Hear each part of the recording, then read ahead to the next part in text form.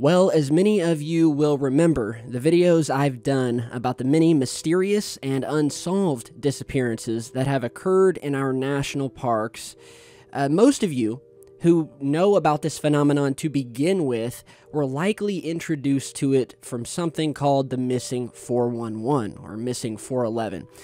And what is the Missing 411? Well, Missing 411 is the name of a series of nonfiction books and a documentary, two new documentaries actually, by former police officer and detective David Paulides and the team at Can-Am Missing Project about people all over the world who have gone missing under strange and similar circumstances.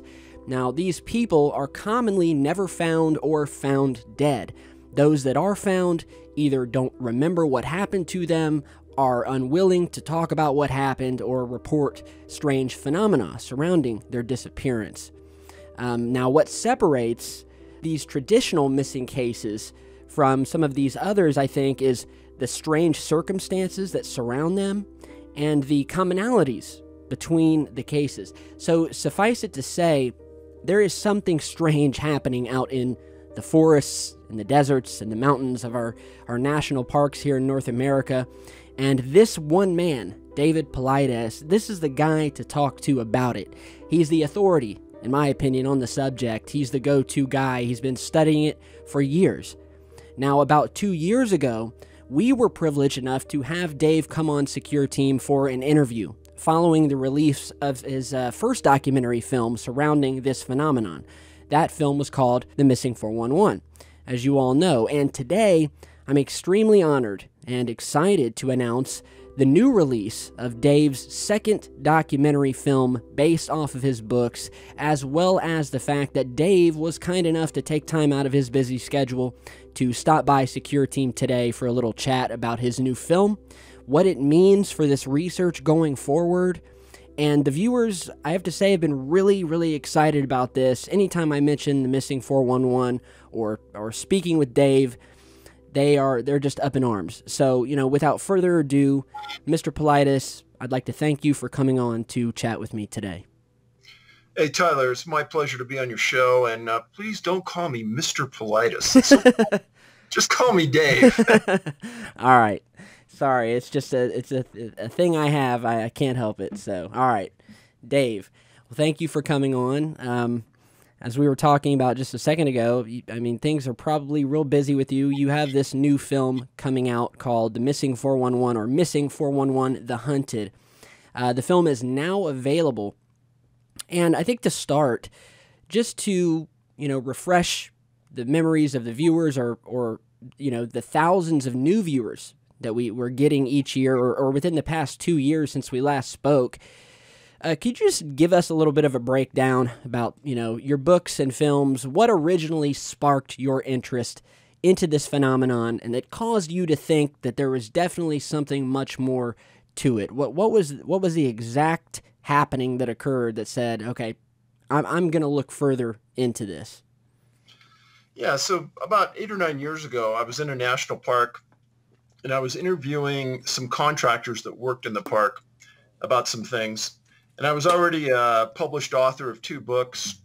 I was going around the park, and I noticed 2 park rangers that were kind of following me around. I don't know what they were doing, but it was obvious they were watching. And I left the park, no big deal. And at the end of the day, one guy first came up, knocked on the door, plain clothes, said, "Hey, I'm a national park ranger. We saw you there today. We know who you are. Myself and my partner, he'll be here in a little bit, have worked at national parks in the past and have worked missing persons cases, but they always bothered us because there was a lot of publicity and things during those first 7 to 10 days.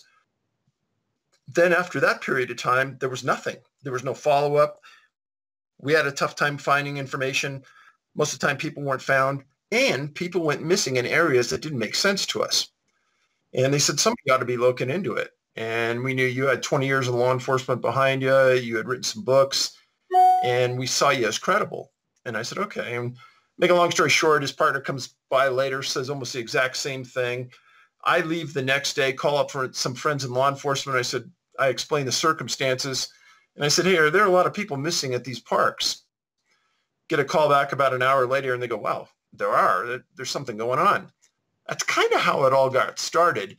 And originally, I didn't think or know a lot about this, but I did know that the National Park Service has a very large contingent of National Park police officers that are trained at the Federal Law Enforcement Training Center. They're really smart men and women, trained very, very well. And because of that, I tell audiences all the time that you could go into any small and medium-sized police department in the United States and ask their police chief for a list of missing persons in their jurisdiction. And in an hour, that police chief will have it on his or her table.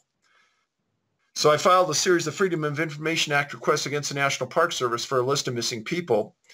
And I get a call back about 6 weeks later from an attorney from the National Park Service asking why I wanted the information, which is really odd. And according to the FOIA, they cannot ask why you want the information and use that as a determining factor if they give it to you. And I was a little unnerved by it. I just said, I'm using it for research. And the attorney for the Park Service said that, well, they don't have any lists of missing people in their parks. And that's a mere impossibility in my mind.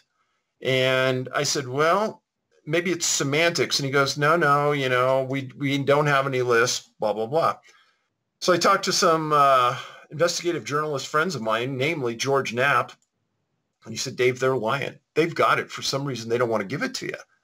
And I submitted it again using different wording, thinking maybe that would trigger it. I get another call, same thing. No, we don't have your list. And I said, okay, I'm a published author.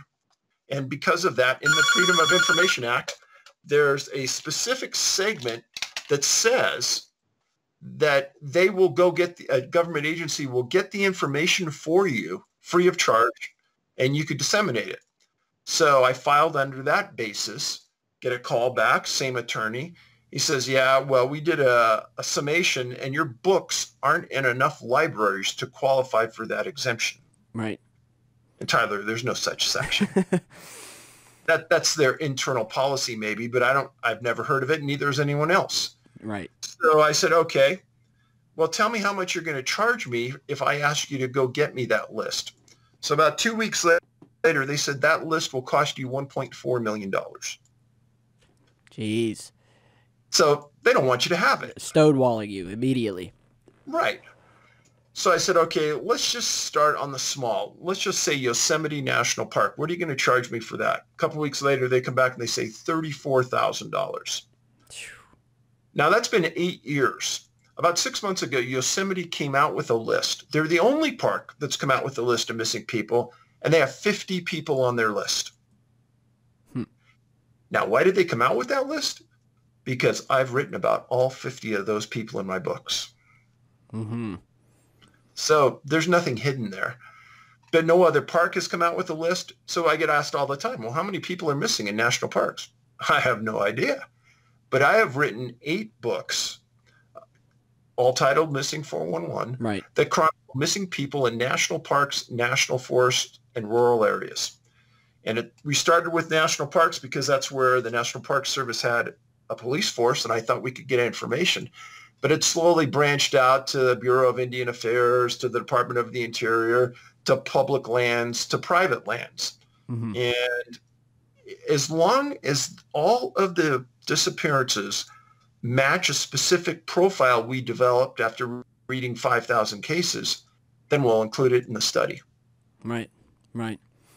Well, I think whenever you go into an investigation and you have government agencies or other various agencies stonewalling you right out of the gate, I think that's a clear indicator that you're onto something. And, that's the way it's been with us and UFO researchers trying to figure out what's in our skies, what's out in space. I mean, it's obvious they're trying to hide something. And yeah, I'm glad you mentioned that, because that's what I was going to mention, how you were trying to obtain these lists. They were trying to get you to pay, or telling you had to pay an exorbitant amount of money, millions of dollars to get, and it's just lists of people. So why would that cost millions of dollars? So that's the first. It just doesn't make sense at all to anyone. that I've spoken to about it. So you do these 8 books, and then you finally got, I'm sure it was a major passion project of yours, your first film, Missing 411 out, which followed the cases of, what was it, 5 children? The cases that had gone missing, their families, the correlations between the two, and that was a great success. And that's when we did our first interview. Loved the film, and I always had hoped that you'd be coming out with another film, especially in this internet age where, you know, we have more people watching videos, less people reading, so it's harder to get the information out there. And I was extremely excited to find out when you were working on this new film, which again is called Missing 411: The Hunted, which is a little bit different. I mean, it all surrounds these unsolved and mysterious disappearances. But could you detail just briefly what are the primary differences between your first film and this one, and what makes this film, you know, that much more mysterious than the first one, if that's the case? Great question. And one of the issues that we had was trying to get people to quickly and readily understand how unusual these cases were. So we sat around and we said, okay, for the first movie, this is going to be obvious, especially if you've had kids. A 2-year-old child who disappears in the wilderness, how far would that child wander? Would they go downhill? Would they go uphill? Would they cross meadows? Would they walk over mountain ranges? So the first case we chronicled was a 2-year-old boy who disappeared and was found 12 hours later over 2 mountain ranges away, 9 miles in distance, face down in the ground. Now, anyone who's had kids knows a 2-year-old isn't going to go over 2 mountain ranges, over barbed wire fences, in that distance, in that time frame. That is not going to happen. No. And that happened over and through a nighttime hours. It wasn't during daytime. So Les Stroud, Survivor Man, was a friend, and he said, Dave, he goes, I read that. He goes, is it going to be included in the movie? Yeah. And he says, let me go out there and see if I can do it in that time frame and recreate what the path that child took. That's right. I said, sure. So we went out to northeast Oregon, and we set Les up, had a crew with him, and about a third of the way through the night, he goes, Dave, there is no way I could do this. In the middle of the dark, I'd end up killing myself, walking off a cliff. I couldn't make the distance. There's no way anyone walks a straight line in the wilderness, number one. Right. So to cover 9 air miles means you're probably walking 18 miles, maybe 20. And he goes, there's no way this kid did this on his own. Right. So that's a survival expert explaining that a child at 2 years old couldn't do this. Mm-hmm. So it wasn't me saying this. And we were hoping that the people out there would grasp the severity of the issue when we talk about young kids and long distances. Because if I put you in the woods, Tyler, and I said, hey, I want you to just take off walking. Let's see how far you could walk in 12 miles. Yeah. You could probably walk a pretty long way. Yeah. But a small kid, no. No. And that was the purpose of that first film, to explain kids cannot disappear and not be found within a small radius of time. All of them are going to leave a scent on the ground. They're going to leave tracks. And one of the common profile points is there's no tracks and there's no scent for canines to follow.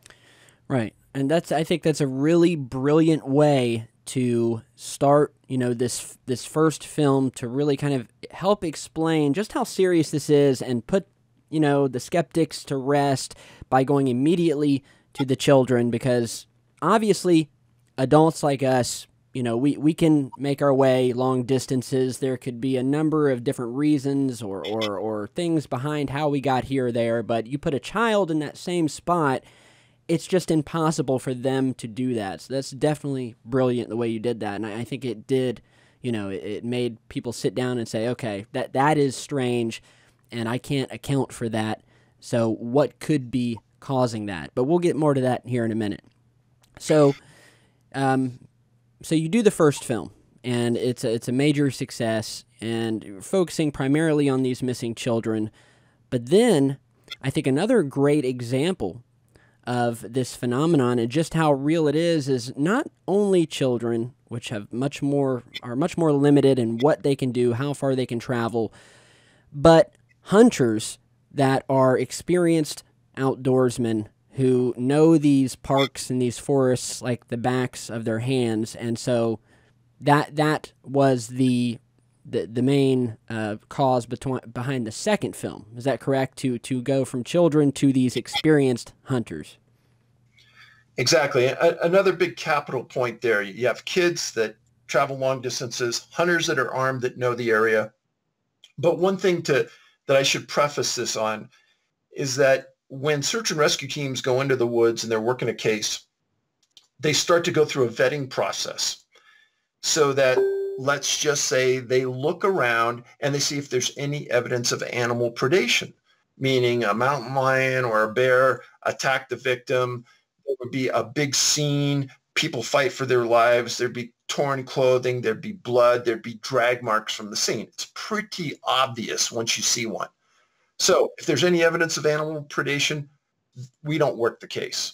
If there's any evidence of voluntary disappearance, person told his family, hey, you know what? I just want to disappear. I'm not mad or anything, but don't come and follow me. We won't work that. Any evidence of mental illness, we won't work that. And it's all of these same vetting policies that search and rescue teams have it helps them decide how they're going to attack a search. So taking that into consideration, all of the easy answers in these searches are out. We're taking the top 0.5% of every search and rescue done. Most of them, they find the victim alive, they're happy, everything's good. Every once in a while, they find a victim dead, unfortunately. Mm-hmm. But then there's others where search and rescue write in their reports, it's unusual, our canines couldn't find any scent of the victim. Professional trackers were brought in, they can't find any tracks. Those two primary profile points are evident in 99% of the cases we write about. Mm-hmm. Yeah, and that brings me, if we could just veer off course just for a quick question, because I wanted to talk to you about that, because you brought up an interesting point about how you will exclude a lot of these circumstances that are obviously natural, things like animal attacks, things that are obviously, there's nothing creepy or mysterious going on about them. And, just like I do, or anyone who's investigating an unknown phenomenon, you're going to have skeptics, you're going to have downright haters, and, there was a guy by the name of Kyle Pollack who was a data scientist and a host of something called Data Skeptic Podcast, where he had said that he had documented his analysis of your claims in an article, and he had basically said in 2017 that he had concluded that the allegedly unusual disappearances represent, quote, nothing unusual at all, and are instead best explained by non-mysterious causes such as falling or sudden health crisis leading to a lone person becoming immobilized off trail, drownings, or bear and animal attacks and things of that nature. So that's what he said about your work. Obviously, he's not a fan, but as you just said, you exclude all of that sort of natural stuff. So he really just, he basically just listed everything that you just said you exclude. You don't go near that stuff. Absolutely correct. Now, the funny thing about what Kyle did was he obviously never read the books. Mm-hmm. And he said that he read all of the books, but in the comments on the YouTube page by people who have read my books, basically just called him out 100%. Said, no, you're guessing because, number one, Mr. PAULIDES never says what he thinks is happening, right, which is correct. I've never theorized. I allow the readers to come to their own conclusions. Mm-hmm.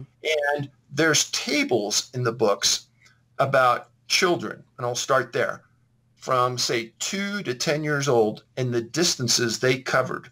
Mm-hmm. And you have to be a complete moron to think that, let's just say, a 3-year-old child is found 4,000 feet up from where they were last seen and 12 miles away. Right. And if you think that kid's going to climb uphill the side of a mountain to get away from whatever, you're out of your mind. The child won't do it. Right. And he won't address that. He just completely ignores it. Yeah. And the pure distance that some of these 2-year-olds travel, it's outside the realm of reasonableness. But he won't address it. Right, right. And another big thing that I would like to, maybe if I ever did speak with him, I would like to address is what his opinion would be on another very important fact that you've touched on many times, is how usually the FBI does not get involved with missing persons cases. However, you have noticed, and it seems to be growing, where the more cases you go out there investigate, you've been, and correct me if I'm wrong, you've been seeing more of a presence of the FBI showing up, involving themselves in these cases when they're not even supposed to be there. It's like out of their jurisdiction. And you've also seen things like Green Berets and things like that show up. And so, I mean, does that not show that there's definitely something more to this? I mean, are you seeing more and more FBI coming in, and what's your opinion on that? And I know you touch on that in the film. Yes, touch on that in the film for a good reason. The FBI, in their protocol, they do not search for missing people. That's a fact. Now, they have a subsection that says very young children will assist in that search and the investigation. But for standard adults that disappear, no, they do not search for those adults. That's a local jurisdictional issue. Now, in the 1950s, when I started doing research on cases, I started to see a couple of FBI agents in the Smoky Mountains start showing up. And they would constantly always say, we're just here to monitor the case. We're not here to help, and we're not here to get involved. Well, I worked on an FBI task force for a while. I had a bunch of friends that ran local offices. The FBI, Tyler, are some of the smartest people around. They are great at documentation. I mean, really, really good. And when they say they go out and they're just monitoring, what they're doing is they're writing reports. Those reports go to the Behavioral Analyst Unit on the East Coast. They're profilers. And they read the reports, and they're looking for similar things that are happening in other parts of the U.S. to see if they can tie them in. Say a bank robber comes in wearing a Nixon mask. And in Des Moines, Iowa, there's another case of a guy wearing a Nixon mask. And in Redding, California, there's another one. Well, they'll look at these cases, and they'll try to find linkage to put them together. Now, I'm not the sharpest knife in the drawer. But when these FBI agents start showing up when an 80-year-old hunter disappears in the middle of the wilderness with no evidence of a crime, they can't figure out who called the FBI. They don't even know how they were notified. And these two agents tell the press, we're just here to monitor. We're not here to do anything else. And when I interview one of the search commanders and he says he doesn't know why they were there, that's a clue that something strange is going on. Right. Right. And I don't know if you've heard about this as well. I was reading that that drones are being outlawed in many of these parks, national forests, where you are not allowed to fly drones over them. Have you heard anything to that effect, or could you provide any, shed any light on that? Because that would definitely make me, think that they're definitely trying to hide something that's in there. They don't want cameras above these national parks. I mean, I think it's obvious they know something is going on within them, but I didn't know if you had heard about that. Oh, yes. I mean, we film a lot in national parks in both the movies, and there's a specific section under federal law that says that you cannot fly a drone in a national park, and if you get caught, you forfeit the drone, and I think it's a $5,000 fine, too. It definitely makes you wonder. Now, before we get to your new film, I also wanted to ask, do you know of any other organizations that are doing similar work that you are and investigating this? I think you had mentioned at one point that there were maybe 9 other countries throughout the world that were experiencing similar phenomena happening in their national parks. I mean, is this much more widespread than just the United States? And have you looked anything into what's happening overseas, or spoken with any of these other organizations just to try to, work together and compare notes? Or are you just just focusing here in North America? So a lot of people don't know this, but I talk about it at conferences. I like to say that I'm a mile wide and an inch deep. Now, I've written a couple books about Bigfoot, and I'm also have been a MUFON investigator for 15 years. A lot of people don't know that. Yeah. So I get stats from MUFON every month. Mm-hmm. Now, the top 4 countries in the world that are usually the top 4 on their list of UFO sightings is the U.S., Canada, the UK, and Australia. They're always in the top 10, but those are usually the top 4. Now, what's unusual about that is those are the top 4 countries for missing people matching my profile. And I'm not trying to draw any linkage there. I'm just stating a fact. Right. And it may be because that's the best maybe internet news that comes across the wire that I can find. And say if they were having a lot of disappearances in Germany, maybe language would be a barrier to me hearing about them. Right. But the UK, Australia, and Canada, I hear about cases all the time coming out of those countries. Yeah. I mean, the UFO phenomenon is definitely widespread. And yeah, from what I have found, it's those countries usually at the top. Australia, Canada, United States, Mexico, a lot of them in Brazil and South America, but they're happening everywhere. But it is strange that the UFO data would seem to correlate with a lot of where these disappearances are happening. Now, we do know from what you've told us that you've discovered clusters of people disappearing, and I didn't know if you had a certain opinion as to why these clusters were happening. And is there a specific state? You may have already mentioned this at one point, but isn't there one specific state? I'm thinking Florida, but I may be wrong, where you said that, or where the numbers were the highest for disappearances. It was just one specific state, or is there? So I would say probably California has the most disappearances and the most clusters. Mm-hmm. Now, when we first started to do the research, I would have these piles of cases by state all over my living room, and we slowly started to work our way through them. And originally, Florida and Texas had a huge pile of cases, huge. And as we started to go through them, those cases from those states weren't matching those profiles that we had established. Mm-hmm. And we slowly vetted them out. Yeah, there's a lot of disappearances there, but they don't match what we're doing.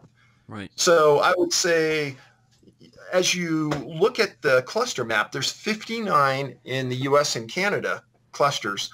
As you start up from California, it goes right up through the Sierras, the Cascades, up to Washington, around the top towards Idaho, Montana, back down through Wyoming, Colorado, New Mexico, Arizona. And then a lot of people have written me about this, right through the center of the U.S., North Dakota, South Dakota, right through the north-south sector, right in the middle of the U.S., there's almost no cases. And then you start picking it up again on the East Coast, and the majority are right up through the Appalachian Trail all the way up to Maine, and then there's clusters all the way around the Great Lakes. Yeah, that's strange to me, and it brings up questions as to what can be causing it. And I've asked my viewers countless times, and this phenomenon is different from almost every other sort of mysterious phenomenon, or conspiracy theory, as they like to call it these days, where you have a pretty straightforward story to tell, where UFOs, they can either be coming from space, extraterrestrial nature, or it's craft that are one of ours. But with this topic, there are so many variables, so many unknowns as to what could be causing, and many of these differences, or these disappearances, some of them, you read them and you could say, well, that could be attributable to something like Bigfoot, or some of them could be attributable to someone walking through a wormhole or a time portal. I mean, some of these disappearances are so vastly different, and there are so many, it leaves so many different options going as to what could be causing that. Now, I know you say you've never really put forth your opinion, and I don't think anyone could put a concrete theory down as to what could be causing all of them.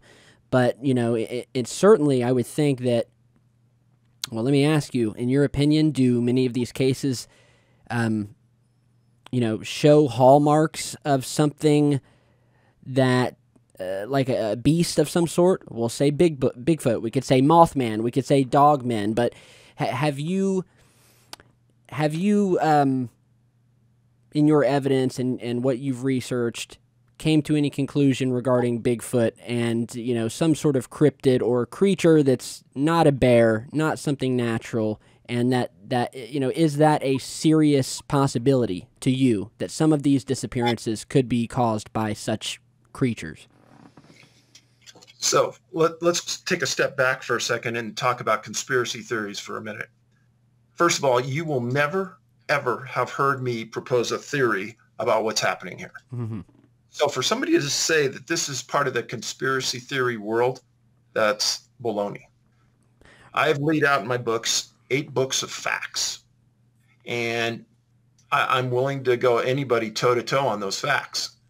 So if those facts bother you and you wish to put me in a conspiracy theory hole, then you're going to have to dig your way out of it, because it's not. But I'll address your point on the cryptids. Again, 99% of all the cases I've written about, there's no tracks and there's no scent trail leaving the area. So how is that?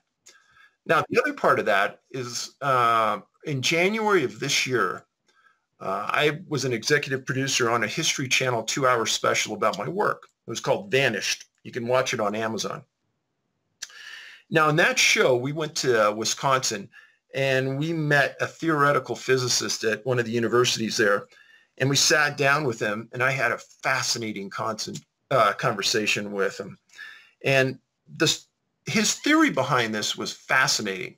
And he said, Dave, there's like 5 other of the most famous theoretical physicists. We get together every month and we talk about these kind of things. And I explained to him the portal theory, to me, doesn't hold water. And he goes, well, why?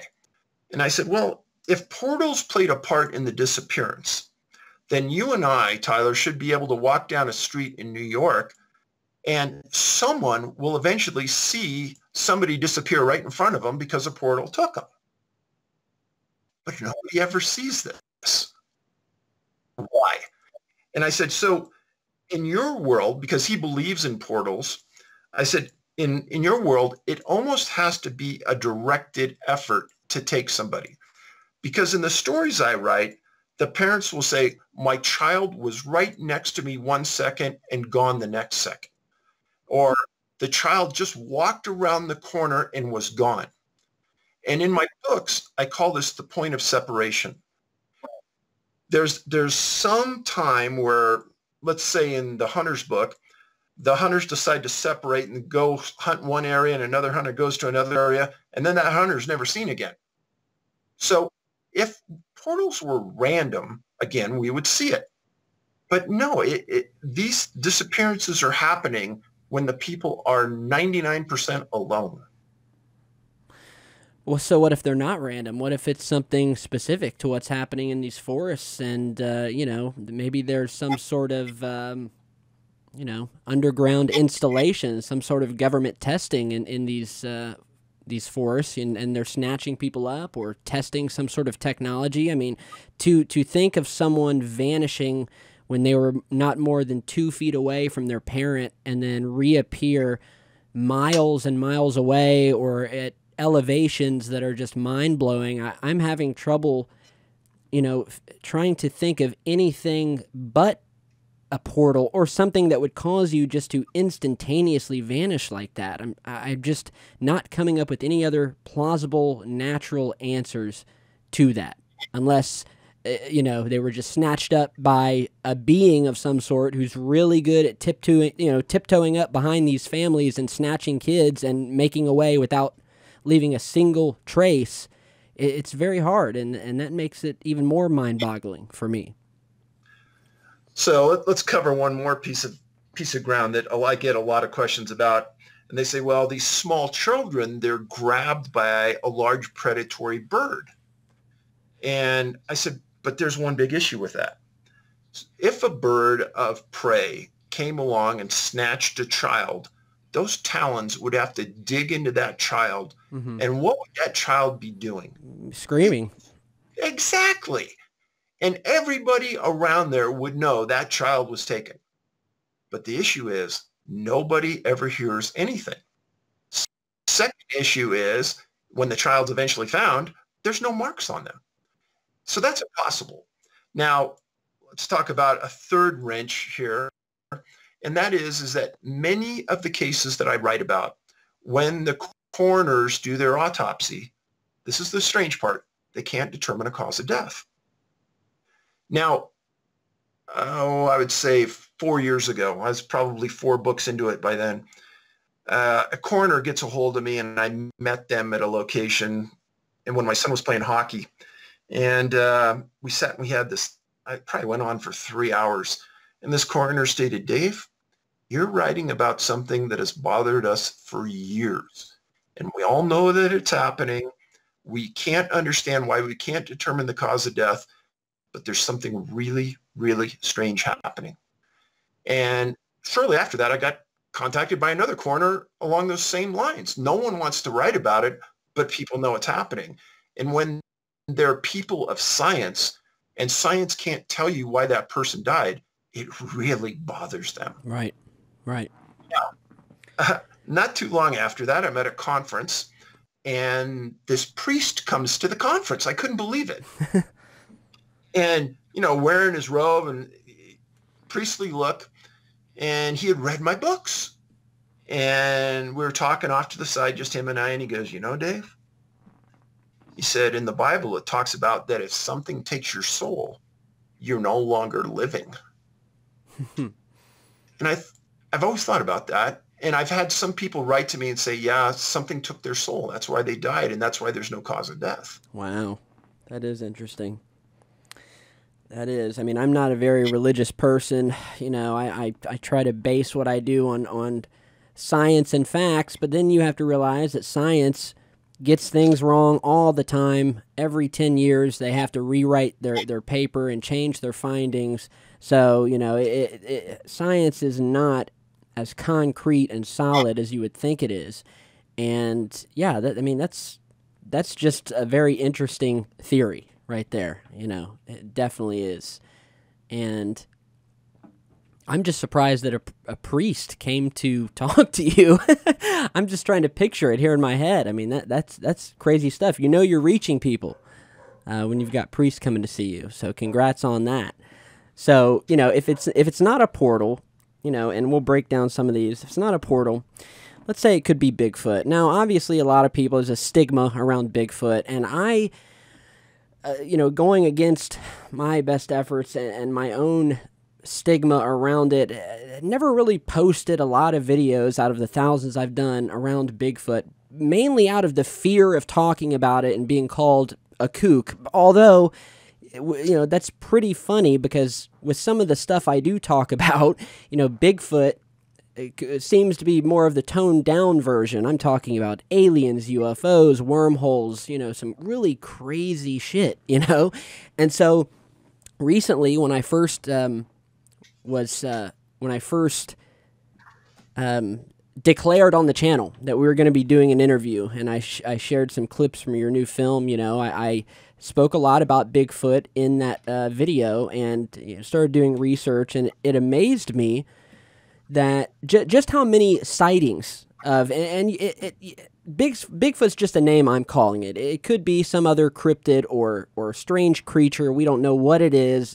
I'm just, for the sake of simplicity, I'm calling it Bigfoot. But there are so many cases of not only sightings of things that look like Bigfoot, but tracks, and we're talking legit tracks, not the few main hoaxes that everyone knows about, but tracks that have been found throughout the decades that were never explained, with disappearances surrounding those, strange noises, strange smells, and I after I made that video, I definitely started to consider seriously that this Bigfoot, again, or whatever you want to call it, could very well be a legit cause for some of these disappearances, you know, and you know, again, whether we're talking about Mothman or Dogman or whatever, I think that some of these cases and the evidence behind them suggests that they didn't walk into a wormhole, but it looks as if something larger than a bear or your typical, you know, woodland creature could be causing this. Now, we also have another angle, which is the UFO angle, which I don't think I really got to talk to you much on before. And the UFO, and I don't want to give too much away, but this new film, I loved it because it touches more on the UFO angle. Because, correct me if I'm wrong here, in some of these cases, these people have witnessed strange lights, strange things in the air. And, well, what more can you tell me, without giving out too much for the film, you know, about the UFO phenomenon as it relates to your research? Have you come to any new conclusions? Are you leaning more towards there could be a UFO aspect to this? Okay, now you got to give me a fair shake here, Tyler. You were talking about Bigfoot, and you just breezed through it, and you didn't let me respond. I got it. I'm sorry. Yeah, go ahead. So, for the biggest skeptic that you have out there listening about Bigfoot, I want you to pay attention. About 4 months ago, I released a book called Bigfoot, Wild Men, and Giants. And all it is 450 pages of nothing but news articles, straight from newspapers, from 1680 until 1923. So if you don't think that the phenomena is real, then our press has been lying about it for hundreds of years. Mm-hmm. Because all of the articles I present, and they're just news articles, it's just pages of articles, right, talk about a hairy biped with hair all over the body that they called a wild man. And the reason I got to that was, and by the way, that's the biggest selling book I think I've ever written. Mm-hmm. The reason I got to that was I was going through archives looking for stories about old missing people cases. And I kept coming across these wild man stories, and I started to pay attention to them and started to cut them out. And then, in conjunction with that, you were talking about science and science being wrong.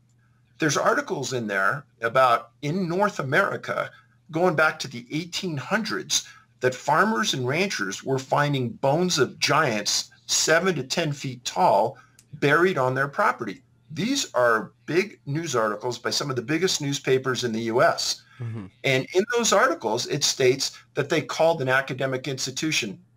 In many of the cases, they called the Smithsonian, and in the article, it says that the Smithsonian comes and takes the bones, even though the Smithsonian says now that they have no bones of any giants.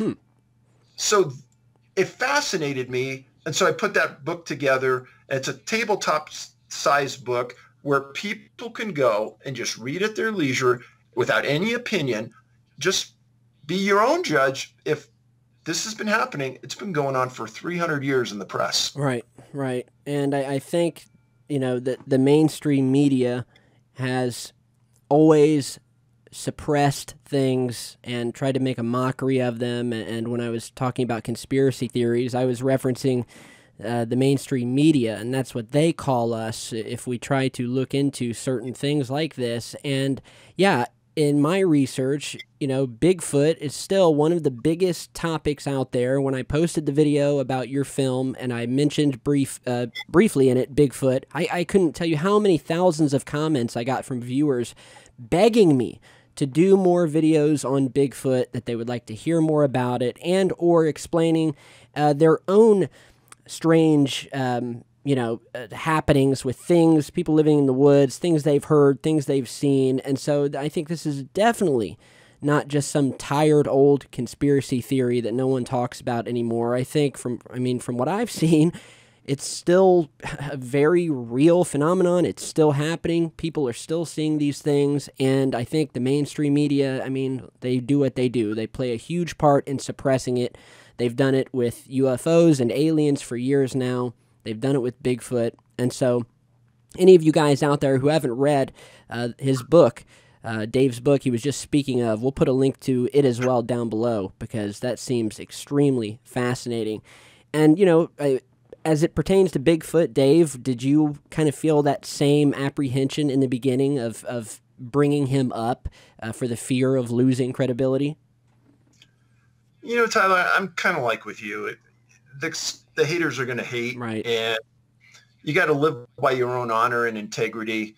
I talk about facts, and I'm putting nothing but facts in front of the public, and let them be the judge if it's true or not. Right. But again, from some of the biggest newspapers in the world, they're going back hundreds of years talking about an issue that's still in the press today. Right. Well, I mean, now, go ahead. If you, let's just say hypothetically, if you were, let's say, to solve the mystery somehow and absolutely knew the truth behind all of these cases, would you share it? No matter what it was, even if it was something unspeakably horrible or something paranormal that sounded totally crazy, if you were sitting on information about this, that you knew this is what was causing this, would you leak it to the public? Would you come out and let us know? I wouldn't leak it. I'd write a book and absolutely. I mean, that's all what this is all about. Yeah. But if there's some big secret and somebody knows, and come forward, come on your show, come on any of the shows I'm on and tell the world what it is. Yeah. But Tyler, I've sold thousands of books, thousands. Yeah.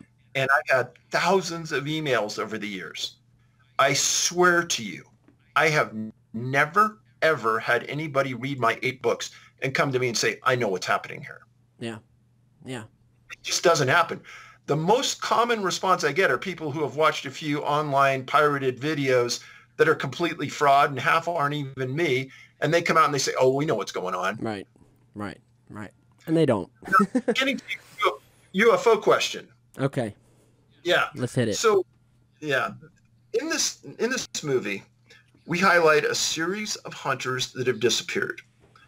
Now, in amongst all of this, I came out with the Hunter's book about 2 years ago, and the movie's based off that book.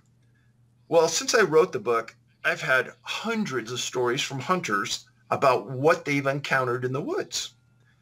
Now, why are hunters an unusual group to write about? First of all, most of the time, the hunters are a group of people who have hunted the same area, sometimes for 40 years. Right. They know that hunting ground like you know your backyard.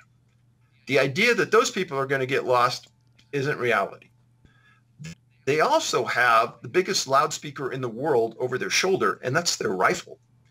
If they get lost, hunters know to shoot off 3 rounds, and that's a uniform notification that they need help. If you shoot off 3 rounds once an hour, eventually people are going to find you. So that's one huge thing. Right. Now, amongst all of the stories that we've heard about hunters, a couple resonated really deep. And why? Because we picked 2 stories for this movie that had scientific evidence that they are fact. Mm-hmm. One was a story of a group of hunters that went to the same area for 50 years. And the same group, 7 to 8 guys, all had the same sort of encounters. Screams and yells and UFOs and all kinds of things. And one of the guys did something really smart. Way before there was anything digital, he brought a real old-fashioned tape recorder in the 60s and 70s and recorded what was heard. And then he took that recording to a university and had a professor of audiology write a report about it and said, number 1, it wasn't re-recorded. Number 2, this isn't human. This is outside the range, high and low of a human. And he went right down the line and validated that this was taken in the field. They don't know what it is, but it's something really eerie. And the person who recorded it was in our movie. We went to the site where this happened, and he gave us the recordings to play because it's time, he said, that they came out and be in a film. Yeah. That's number 1. And then we did a great graphics recreation of what was seen in the campground flying through it. Mm-hmm. And What do you think of that? Gave me goosebumps. It definitely Yeah. did. It did. And, that's why I'm so excited for the viewers to see this, because, I mean, it covers so many different aspects, including, the UFO angle, because in my opinion, I certainly think that there's a UFO angle to this, and, it's perfect for the channel and the people I talk to. They want to know more about it, and that's another reason I was so excited. But the entire film, whether it's UFOs or cryptids or what have you, I mean, it's all very well made. I mean, it deconstructs, this handful of hand-chosen missing persons cases from New York to Ohio to New Mexico to California. And, it covers it all. It does it wonderfully. And I couldn't have been happier with the film. Like I said, my wife and I both had goosebumps after watching it, and we were still no further to the truth. We kind of looked at each other and said, well, I mean, there's no way to unpack this except to, see what Dave comes out with next, and maybe he'll be able to connect more dots. And so, after this film, are you planning to create any further documentaries based on some of your other books? Well, when you do a documentary like this, you've got to have a crew around you that are super professional. Mm-hmm. I'm overly lucky to have a guy named Mike DeGrazier be our director and chief videographer. The guy is one of the smartest guys I've ever met, and he has insight into film that you can see when you watch this, that somebody really special had their hand on the pulse of this. And yeah, I'm the guy you see on screen a lot in this movie, which is a lot different than the first one where I wasn't in it. Mm-hmm. I'm in this one a lot, but really the magic is done behind the scenes with the editing and the directing, and Mike did a fantastic job. Right. But on top of all of that, I don't want to exclude anything or think I'm running from the truth. But again, in all of the cases I've researched, nobody's ever coming out and saying, yeah, I was picked up and carried from the scene, or I was zoomed up through the sky up to a craft. You never hear those kind of things. Yeah. So this movie, what we tried to do was take the most credible things that happened to hunters that was highly unusual and put those in the movie and say, this is what's happening, sometimes in really close proximity to other disappearances. And I'm not saying that there's a cause and effect, but I'm just saying it's pretty weird that this is happening here and those people disappeared over here. Right. Right, and the families are right there with you, and I think that was great that the families in there are putting forth their own opinions, and they agree that something strange has happened here. And, it brings me to a question I wanted to ask you, which is that of some of these victims that have actually been found, they didn't die, they didn't just vanish forever, but the ones that came back over the years, have you ever had any of these formerly vanished victims come or try to speak with you or contact you and say, hey, this is what happened, this is what didn't happen, anything like that over the years? Tyler, in a very high percentage of the cases, the victims don't remember anything. Yeah. Which is another unusual event. Now, a lot of times you can talk to a psychologist and they'll say, well, in a very big event in your life that scares the heck out of you, your mind tends to protect that memory, and they don't want to remember, or they can't remember. Right. Maybe there's something else at play we don't understand. But in a large percentage of those, they just don't know why they disappeared, where they went, or how they were found. Yeah, I mean, you've done, and I'm sure you hear this all the time, and I know you've been doing a bunch of interviews lately, and you're probably burnt out, but I want to thank you for coming on. That you are a legend, at least to my millions of viewers. The fans love you. They love every time you put out a new book. It's just so fascinating. And so, I want all of them, if you can, to go and check out this new film. Like I said, I watched it. I wouldn't vouch for it if I didn't think it was good. I'm much more careful and selective in the films that I like to do interviews for these days, and I thought it was phenomenal. So, could you maybe tell viewers here where they can find the film, or they can find your books, and just whatever links that are important to getting the word out? So if you go to our website, the Can-Am Missing Project, there is a link there under The Hunted. And if you click on that link, then you will see all of the various sites online, etc. We even sell the DVD to it and the book. Now, one thing I'd like to tell your viewers, Tyler, that is very frustrating to me is that I've never had a podcast, and I only have one YouTube channel that's called the Can-Am Missing Project. Mm-hmm. See a YouTube channel out there that says David Paulides, Missing 411, David Paulides Podcast, etc. Those are all frauds.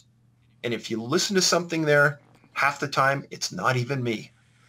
And I think that they're using my name to get you to click through, Mm-hmm. but don't believe what you're listening to. Please don't go there and get hooked in. Okay. Well, you heard it here, guys.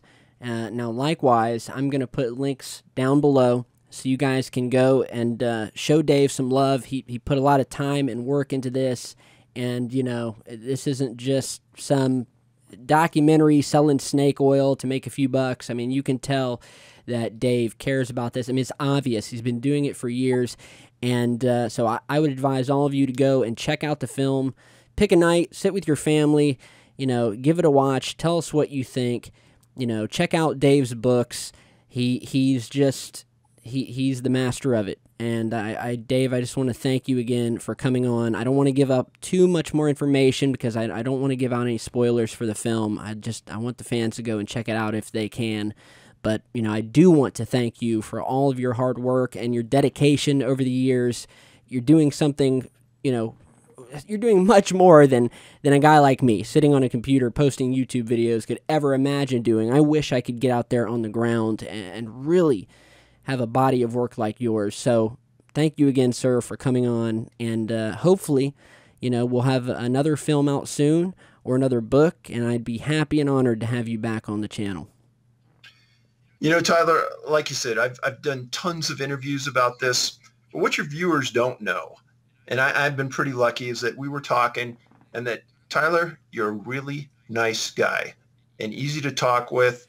And on the other side of the mic, as someone who has been interviewed by a lot of people, the viewers appreciate the way you come at something and the way you interview someone.